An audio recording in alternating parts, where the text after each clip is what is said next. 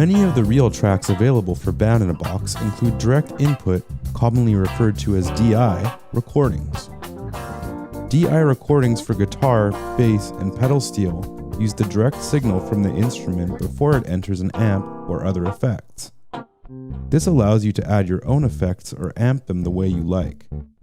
The DI versions of our electric piano RealTracks omit effects like delay or chorus.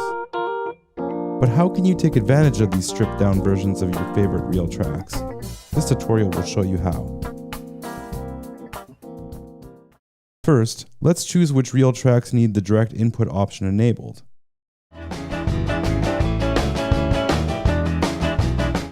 I have a song playing here with a real style that I am mostly happy with.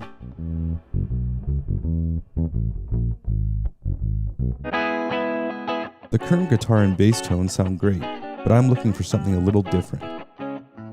We can enable the direct input versions of these RealTracks by opening the RealTracks picker.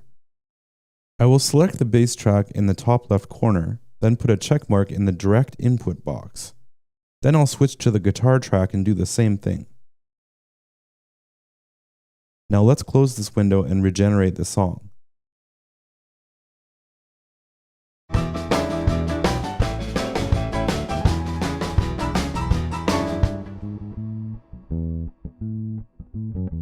The DI recordings sound a little dry right now, but we will change that soon.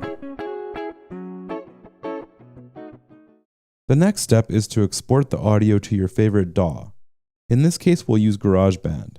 It has some easy to use amps and effects. If you like, you can drag and drop your individual DI tracks to your DAW one by one. However, it's much easier if you drag the master radio as individual tracks. You will still be able to add amps and effects to the DI tracks, and the other RealTracks will also be included in your project. In order for this method to work, go to Preferences, DAW Plugin, and make sure Drag Master Track as Audio and Drag Master as Separate Audio Tracks are enabled. We also need to make sure that Apple Loop Data and Acid Info are disabled in the Render to Audio Files dialog.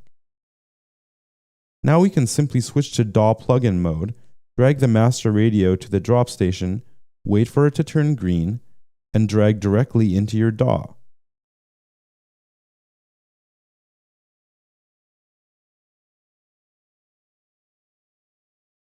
Now it's time for us to create some custom sounds for our DI tracks. This process will be different in every program, but I'll show you how to do it in GarageBand since most Mac users already have it installed. First, I'll select the bass track and solo it. Then I'll select a bass preset from the list in the right column. Once I have a preset selected, I can modify it until it's perfect.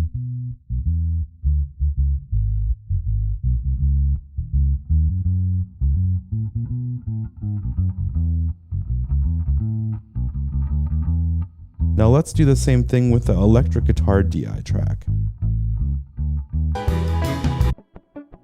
This time I'll select a guitar preset, then I'll tweak it a bit like we did with the bass track.